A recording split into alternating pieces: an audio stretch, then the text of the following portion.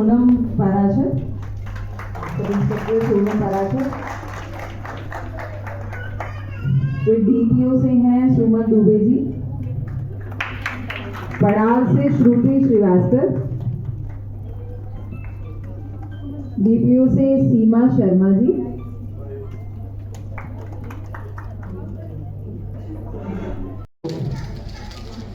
महिला शक्ति को समर्पित अंतर्राष्ट्रीय महिला दिवस की हार्दिक शुभकामनाएं। इसके बाद मुझे लगता है कि विदिता मैडम का आभार व्यक्त करना चाहिए, जिन्होंने ये आयोजन सोचा, प्लान किया और फाइनली एग्जीक्यूट किया। कई बार इतनी सारी व्यवस्थाएं रहती हैं कि हम लोग कर ही नहीं पाते हैं, लेकिन बहुत ही शॉर्ट नोटिस पे सुबह बात हुई और आज हम एक कार्यक्रम के रूप में बैठे हैं। दूसरा आभार व्यक्त आप लोगों को करना चाहिए कि आप लोग यहाँ उपस्थित हुए। हम लोग 450 हैं, 450 500 हैं, लेकिन आए हैं 100-150 कि फिर भी आप लोग यहाँ आए, उसके लिए बहुत आभार। कलेक्टर मैडम तो हमेशा कंधे से कंधा मिला के सबके साथ रहती हैं, तो ऐसा कोई मौका नहीं रहता जहाँ मजबूती की ज़रूरत हो हमारे साथ ना खड़ी रही हो। मैम, आपका हार्दिक स्वागत है इस कार्यक्रम में। आपसे जो प्रेरणा और ऊर्जा और जो शक्ति मिलती है, तो निश्चित रूप से जमीन पर कार्य करने वाली हमारी एजेंसीज को, फोर्सेस को बड़ी सशक्तिकरण होता है, दमदारी मिलती है। मुझे लगता है कि महिला अपनी संस्कृति में हमेशा से वंदनीय रही है।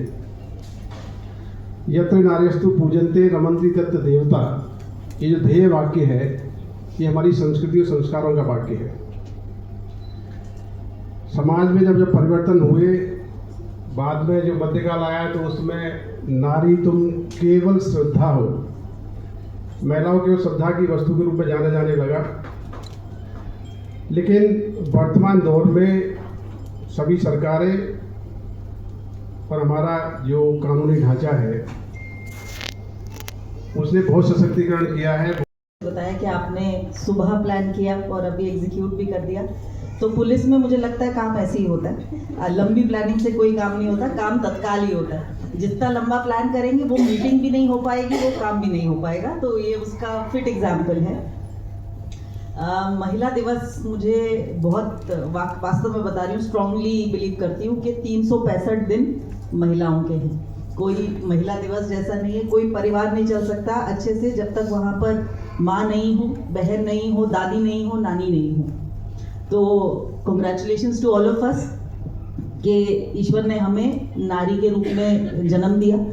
और ये भी महसूस करती हूँ कि प्रकृति ने, परमात्मा ने हमको इतनी सारी इनविजिबल पावर्स देके भेजा है कि अगर एक ही इसी प्रकार से मल्टीपल रोल्स हम अगर अपने मेल काउंटर पार्ट से एक्सपेक्ट करें ना, तो नहीं कर पाएंगे। 50 चीज़ें हमारे माइंड में इकट्ठे चलती हैं।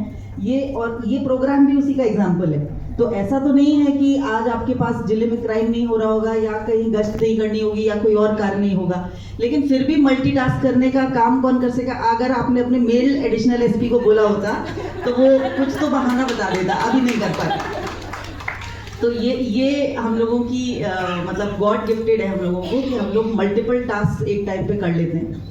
और इंग्लिश में एक लाइन होती है, with great power comes great responsibility. तो जितना अधिक एक्स्ट्रा पावर हमको गॉड ने दिया है, इसीलिए हमारे पास उतनी एक्स्ट्रा रिस्पॉन्सिबिलिटी है उसको निभाने की।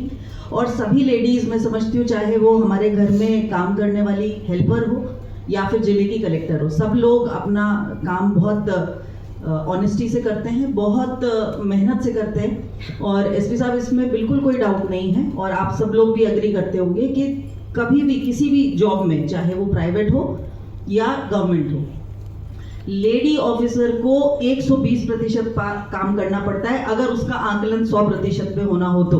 सही है या नहीं?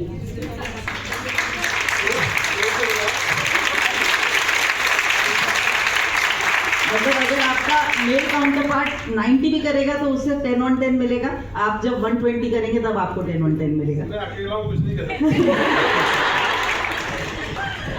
एसपी साहब काफी डरा हुआ महसूस कर रहा हूं, घर पहुंच पाऊंगा कि नहीं, यहाँ पे कुछ गलत बोल दिया।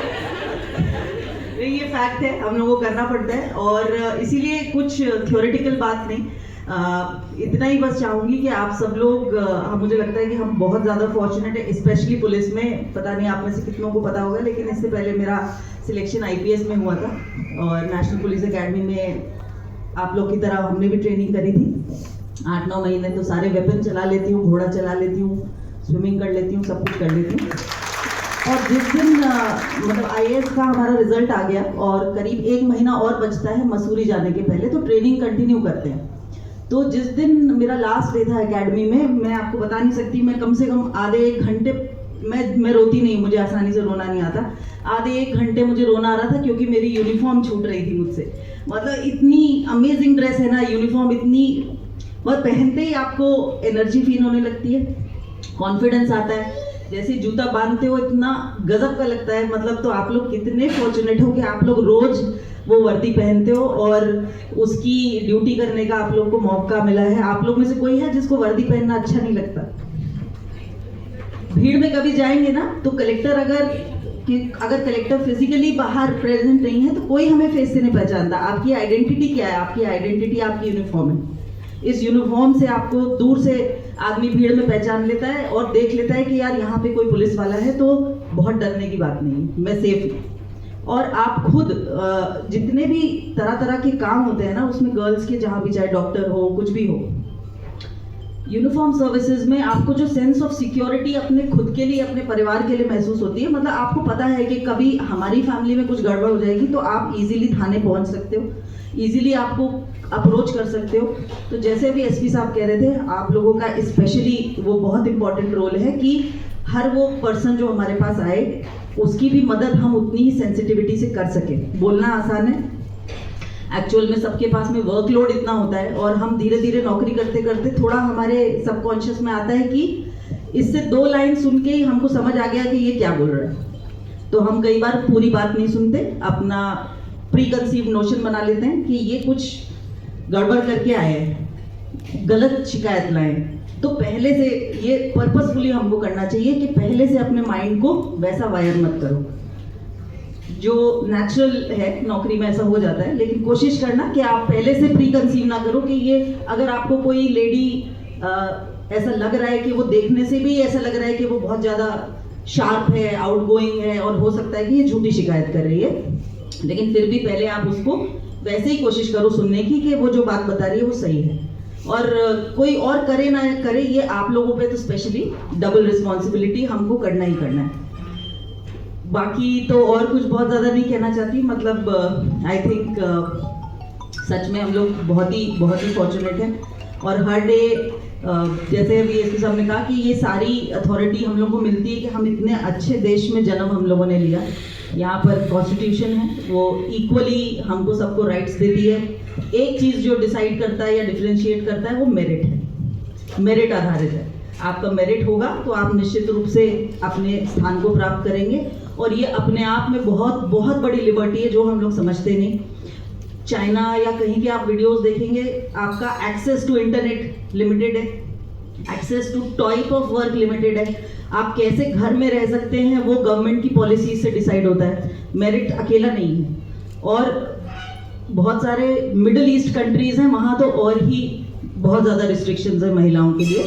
तो इंडिया में हम लोगों को जन्म मिला है, इस जीवन काल में जितने भी दिन ईश्वर ने लिखे हैं, और हम लोग वो बहुत सिलेक्टेड फ्यू हैं जो अपने साथ, अपने फैमिली के साथ और बहुत लोगों का बहुत अच्छा कर सकते हैं। तो कभी भी पर्पसफुली अपने हाथ से गलत काम ना हो, इतनी सी बस आप लोग ध्यान रखना। बाकी अगेन ये कहने में आसान है, लेकिन इंडिया में अब धीरे धीरे वर्क कल्चर बहुत ऐसा हो गया 24 घंटे अलर्ट मोड में रहने का, तो बहुत एक्सेसिव आप लोगों की भी ड्यूटीज़ भी बहुत ज़्यादा हो जाती है, सब पे स्ट्रेस होता है, हर टाइम घर में चीज़ें ठीक नहीं होती, कभी पेरेंट्स की कोई परेशानी है, कभी हस्बैंड के साथ परेशानी, कभी बच्चे अच्छा नहीं पढ़ रहे हैं क्योंकि हम लोग ध्यान नहीं दे पाते। उस सब के साथ में भी आप लोग बहुत अच्छा करते हैं, लेकिन कोशिश करिए कि जैसे हमारे माता पिता ने हमको अच्छा पढ़ाया, हम अपने बच्चों को भी अच्छा पढ़ा पाए, उनके साथ में थोड़ा सा क्वालिटी टाइम निकालें। कई बार इतना दिन भर की झुंझुलाहट हो जाती है, मैं अपने एक्सपीरियंस से बोल रही हूँ, मैं दिन भर इतने लोगों से बात हो जाती है कि मुझे घर जाके लगता है कि कोई मुझसे अब बात ना करे। लेकिन मेरे 2 बेटे हैं, अगर मैं उतनी देर भी उनसे बात नहीं करूंगी तो धीरे धीरे कनेक्ट खत्म हो जाएगा। कुछ ही साल वेट करेंगे वो, उसके बाद तो सब अपने अपने लाइफ में बिजी हो जाते हैं।